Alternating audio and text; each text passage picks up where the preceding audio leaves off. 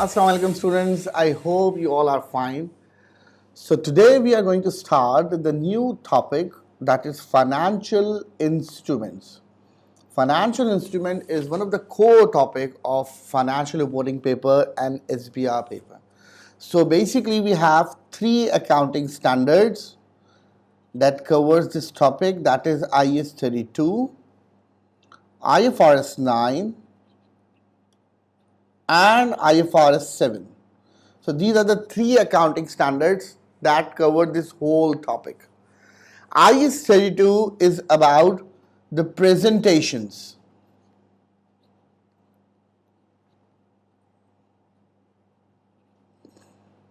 Presentation of financial instruments. IFRS 9 is about the measurement. It tells us about the measurements, rules for the financial instruments.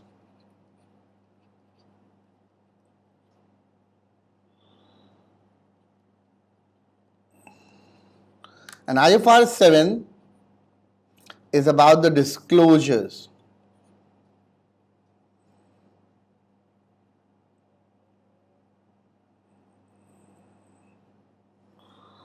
Disclosures, I think there's some spelling mistake here.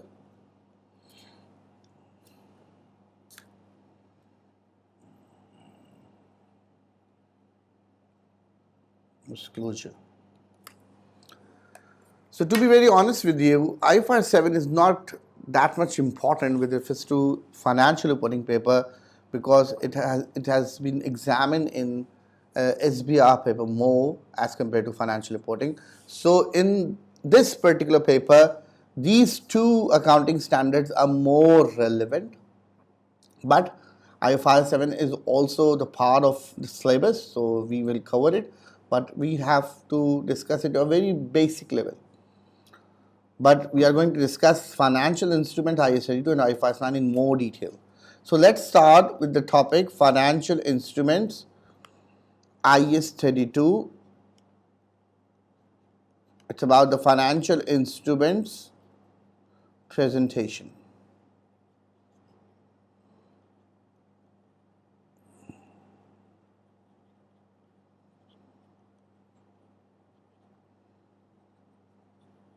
So what comes in your mind when you hear the word financial instruments?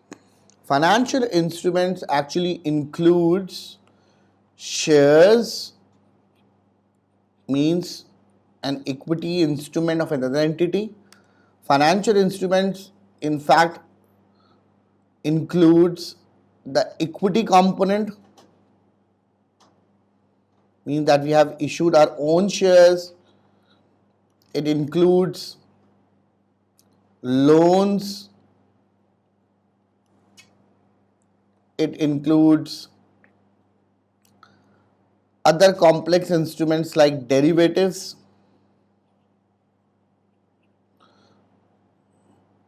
So we will discuss these all areas in more detail. But right now we are going to start with the concept of preference shares.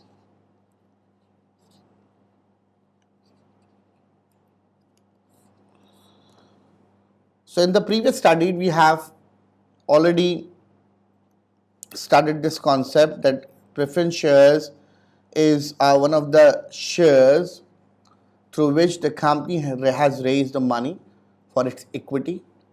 So the accounting entry that we made when the company has issued the preference shares, the accounting entry is cash or bank debit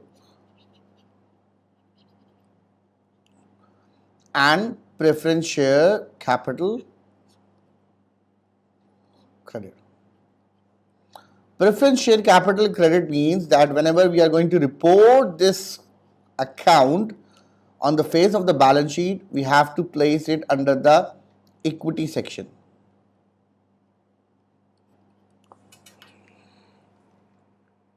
So that's totally fine. But we all knew it that preference shares includes redeemable preference shares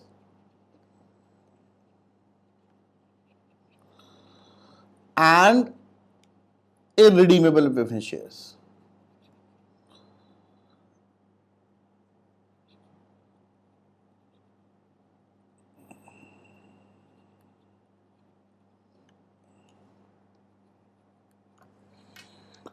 Now, if we connect this concept with the accounting equation is asset is equals to capital plus liabilities.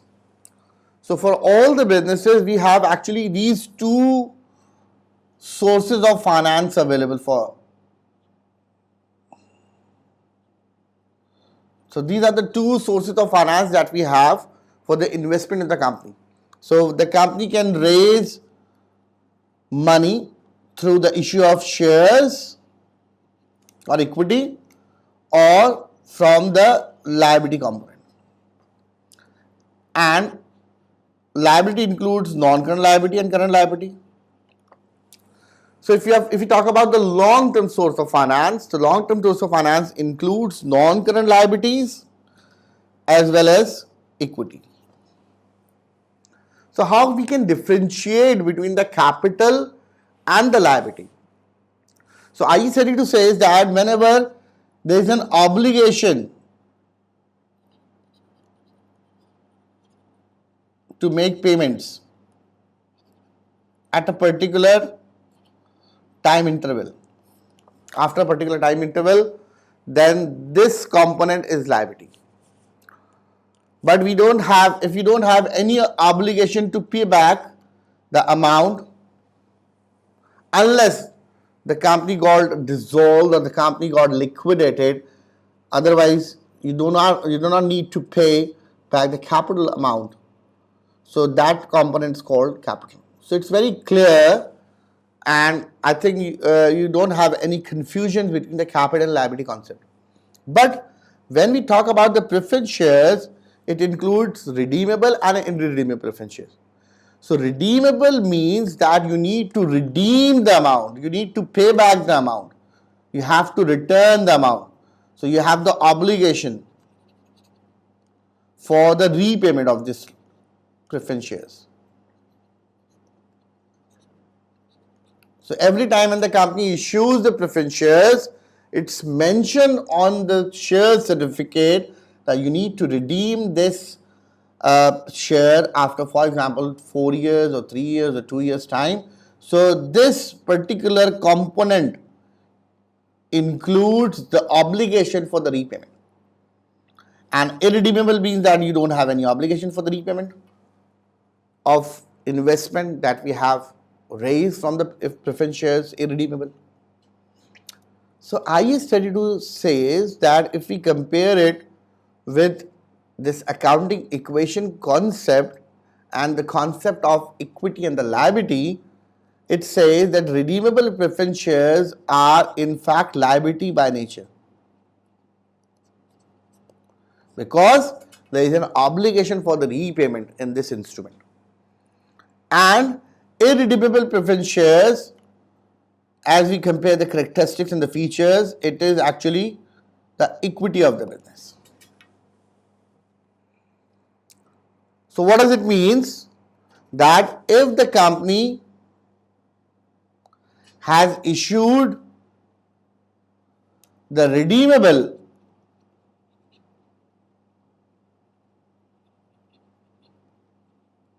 preference shares,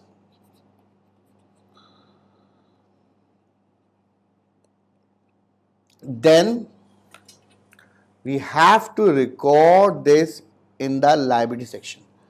So the accounting entry will be similar: cash or bank debit, redeemable preference share capital credit, but on the face of the balance sheet it should be reported as a non-current liability. So here there is a difference.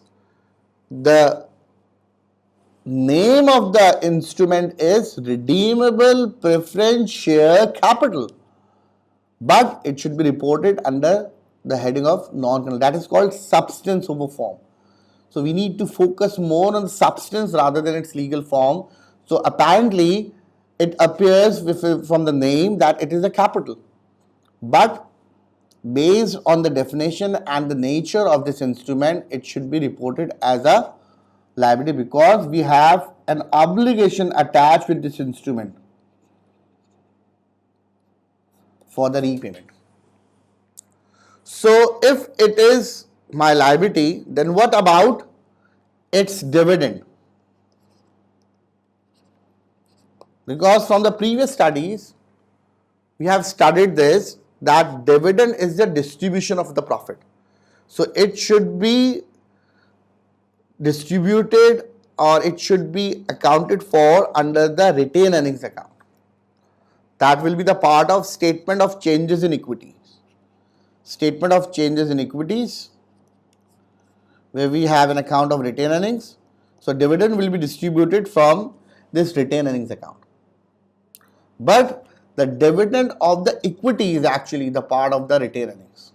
That will be considered as a distribution of the profits. But if we are saying that the instrument is not the equity component, then this point is not valid for the redeemable preference shares. Means that the dividend of redeemable preference shares will be considered like the interest cost of the loan. So we all knew that the interest of the loan will be recognized as an expense of the business. So therefore, the dividend of the redeemable preference shares will also be considered as an expense, or we can say it as a finance cost of the business. So the accounting entry will be finance cost expense debit and cash credit whenever the company pays the dividend. So that's the whole concept of the redeemable preference shares, that the redeemable preference shares from now will be considered as a loan instrument. Remember this point. So irrespective of the fact that the name of the instrument is redeemable preference shares, but we need to classify it from today as a non-current liability if the time period for the repayment is more than one accounting period. But if the time period is less than one accounting period, so it will be considered as a current liability. And the dividend of redeemable preference share capital should be considered as a expense or the finance cost. I am assuming that you have understand this concept. So now moving towards the concept of the redeemable. Now what about the irredeemable?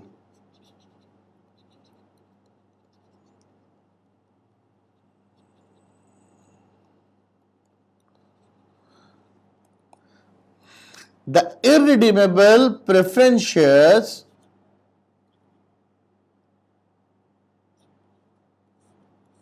should be considered as an equity because we don't have any attached obligation for the repayment in this instrument.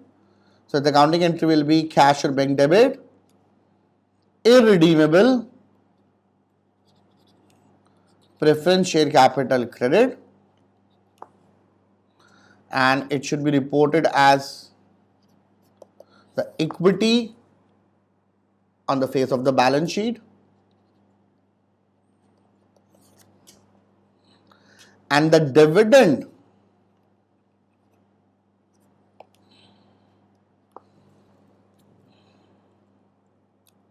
of this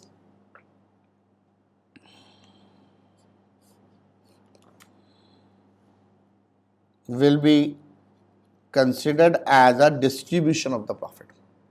Like we recognize the dividend of the ordinary shares. Ordinary shares, as you remember this point, that ordinary shares will be considered always as the irredeemable by nature, and the dividend of the ordinary shares will also be considered as a distribution of the profit. The accounting entry will be retained earnings debit and cash or dividend payable credit when the company pays a dividend. So there is a difference between the treatment of the dividend and the classification for the redeemable and the irredeemable preference shares. Redeemable, liability, dividend, finance cost. Irredeemable as an equity and the dividend of which will be considered as a distribution of the profit, it should be accounted for from the retained earnings account in statement of changes in equities. So the dividend of irredeemable will be adjusted in SOCI, statement of change in equities, whereas the dividend of redeemable will be adjusted in profit and loss account, profit and loss statement. So these are the differences. Examiner can ask you the question related to redeemable or irredeemable preference shares and its treatment and the treatment of the dividend and its impact on the financial statements. So you should remember this point, that the finance cost is a part of P&L, whereas the distribution of the profit will be the part of SOCI. I hope I have cleared this concept. So from now, remember this point, that whenever you see redeemable preference shares, so you have to account for it as a loan. So all the treatment of the loan will be valid for the redeemable preference shares.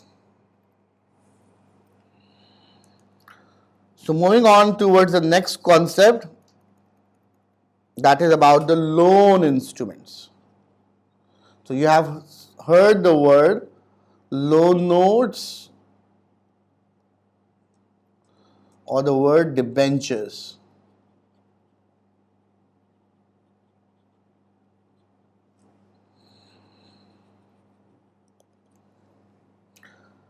So loan notes and debentures are basically instruments through which the company can borrow the loan. But if I ask you a loan of, for example, $1 million, so sometimes it will be very hard for one entity or one person to pay to give me a loan of 1 million. But if we break the amount of this loan into small instruments, that is called loan notes of $100 each. So it is very much easier for me to raise the money from different people by issuing the loan instruments. And as we all knew, as you know, that we are studying about the public companies. So public company means that you need to make the investments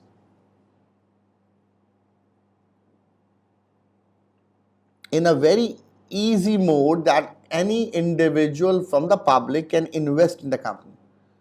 So that's the reason most of the shares has a par value of $1 or $0.5 or hardly $2,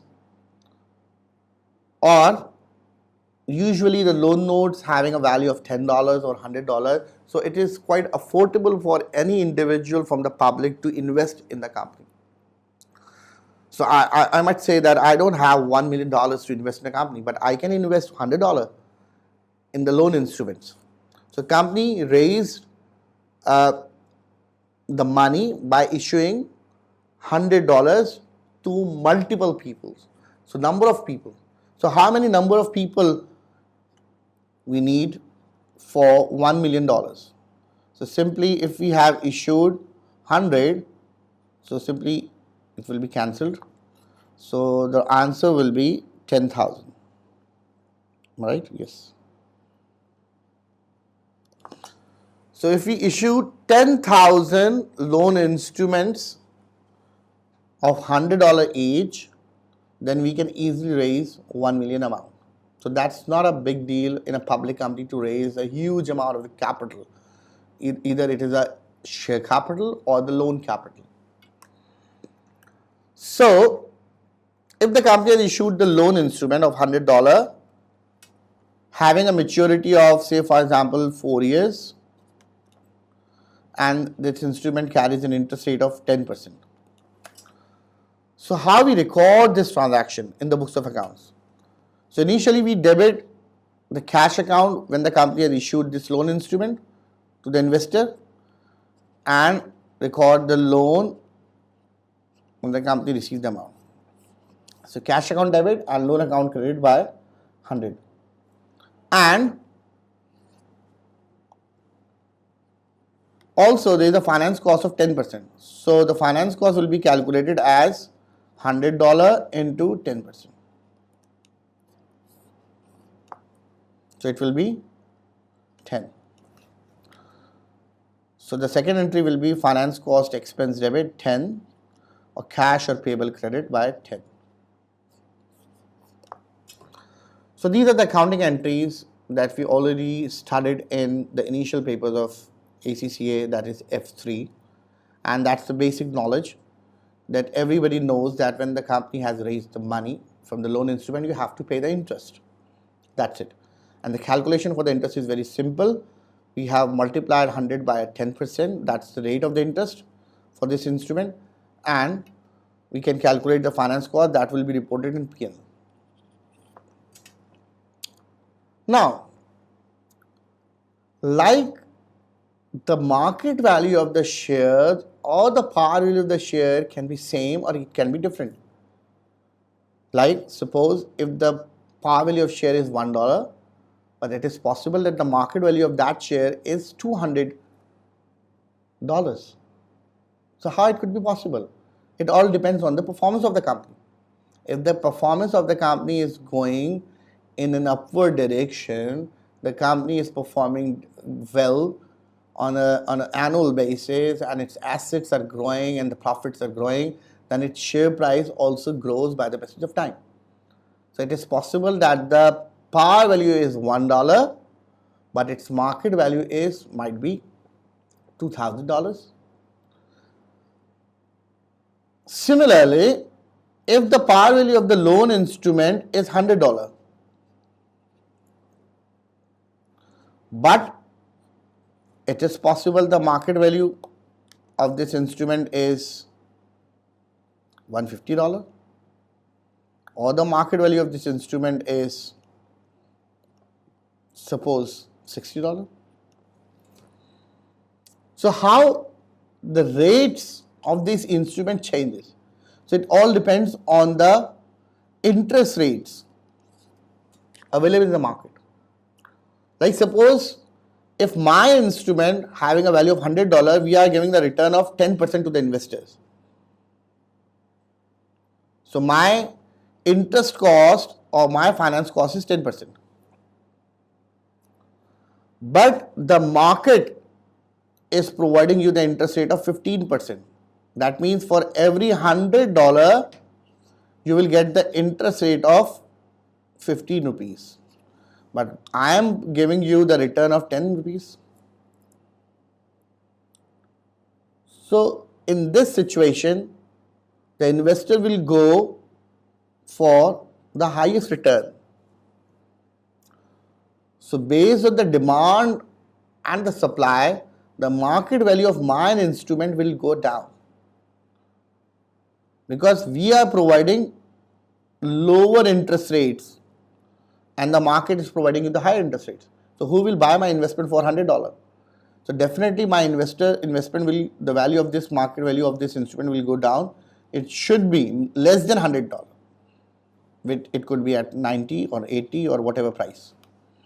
But if the market is providing interest rate of 5%, then from the investor's point of view, my $100 loan note is more attractive in this situation, because the market is providing you 5% return, means 5 rupees, $5.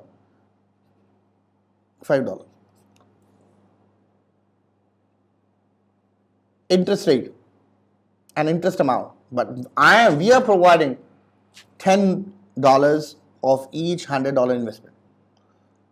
So definitely the investor will find it more attractive.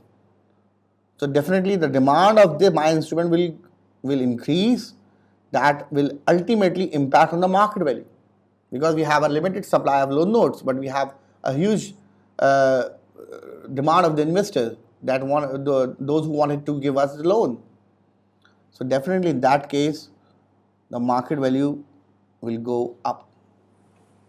So the market value of the instrument is actually dependent on the current market interest rate. So if the interest rate increases, then the market value of the instrument will go down. Whereas if the interest rate in the market goes down, then the market value will be increases. So it is possible that the company has an instrument having a par value of $100, but we have issued that instrument at a value of 80 rupees. So this instrument is having a par value of $100, but because of this changes in the interest rate, we are issuing this at a lower amount, which is, say for example, 80 rupees. So cash debit and loan capital credit by 80 rupees. Now what about the finance cost? Finance cost, remember this point, will always be calculated on the par value. So irrespective of the amount of the loan notes you have issued, the finance cost will always be calculated at the par value. So you have to pay the finance cost of 10 rupees. And you have already issued the loan note at a discount because the instrument having a value of $100, because of its lower demand, we are issuing at a value of 80 rupees. So what does it mean? It means that we are issuing the loan at a discount. This is called issuing the loan at a discount. So am I suffering any loss? So the answer is no. But remember this point, loan issued at a discount means that you have issued the loan at a discount amount, but you need to return this amount at a value of the par value. So here you are losing your $20 further. So we have received $80 from the investor, but we have to return him $100. So there is a loss of $20, is a cost of $20 that we are bearing in this case. And at the same time, we also have to pay the interest cost. So what is my total finance cost? My total finance cost includes the discount loss as well as the interest cost. But it will be unfair that if the instrument is having a maturity of 4 years, that we are using the amount of the loan for the 4 years period, but we are charging the interest, we are charging the discount element only in the 1 year, in the first year. So it will be unfair. So accounting follows the matching principle, which says if you are taking a benefit for a 4 years period, so the cost will also be allocated for a period of 4 years. That is what the concept of depreciation is all about. So it's very much similar to the depreciation concept that you have to amortize this discount over a period of 4 years. So if we amortize this discount over a period of 4 years, so $20 divided by 4. So my discount amount that we have to charge for the first year is $5. So this $5 is technically called amortization of discount.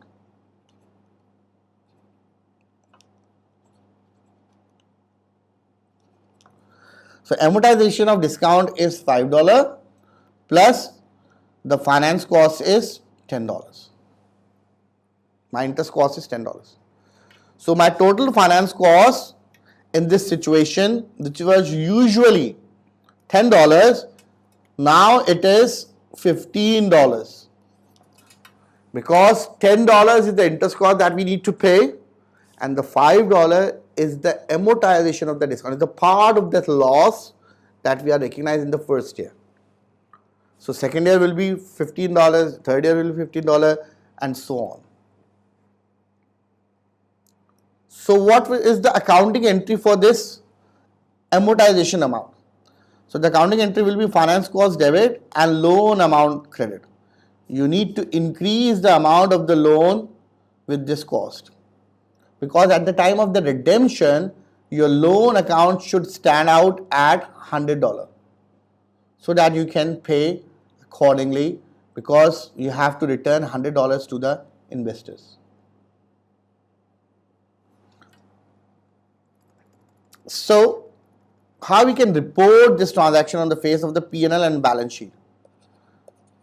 In year 1, the finance cost will be $15, $5 plus $10, and on the face of the balance sheet, the loan will now be reported at 80 plus 5. It's now 85 for the first year, and then it will be 90 for the second year, then 95 for the third year, and $100 for the fourth year. So this is how we have to report the loan from now, if it is issued at a discount. But IAS 32 does not accept the amortization of the discount on the straight line basis. So you need to calculate this discount using the actuarial method. Actuarial method. And what it says that you have to calculate the effective rate. Now remember this point from the exam point of view. In paper financial reporting, examiner will always give you the effective rate. So you have to amortize this using this amortization table, that is obligation at start. So at the start of the period, we have borrowed a loan of $80. Then we need to charge the finance cost at the effective rate. Then you have to pay the payments at the nominal rate at the par value, and this will be my obligation at end. So in fact, this is called actuarial method, and we have to follow this actuarial method from now for the treatment of all types of the loan.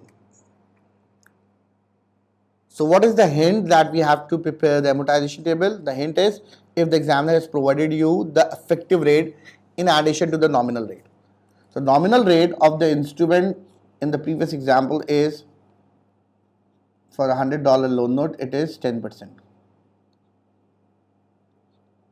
So my payment will always be 10%, that is $10. So the effective rate, I'm just calculating the effective rate right now. You don't need to bother how to calculate this effective rate, because from the exam point of view, examiner will always provide you the effective rate. So right now it's 18.75%. So when you multiply this 80, that is my obligation at start, with this 18.75, you will get the answer of $15 at the finance cost. So we are multiplying 1875 by 0.1875, 0.1875 multiplied by $80, we got the amount of 15, and my obligation at end will be 85. So the concept is very much similar, the answers are the same in both the cases, but amortization on the straight line basis is not acceptable. So you need to amortize from now the discount using the actuarial method, and you have to follow the effective rate. So what does its 15 represents? This 15 includes $5 for the discount component and $10 for the interest component. And this finance cost will be reported into the income statement, profit and loss, and this amount will be reported as a non-current liability, like we have previously made this presentation. So it will give you the automatic answer of 85, correct answer of 85 by using the actuarial method. So let's do some practice from the exam kit of this concept.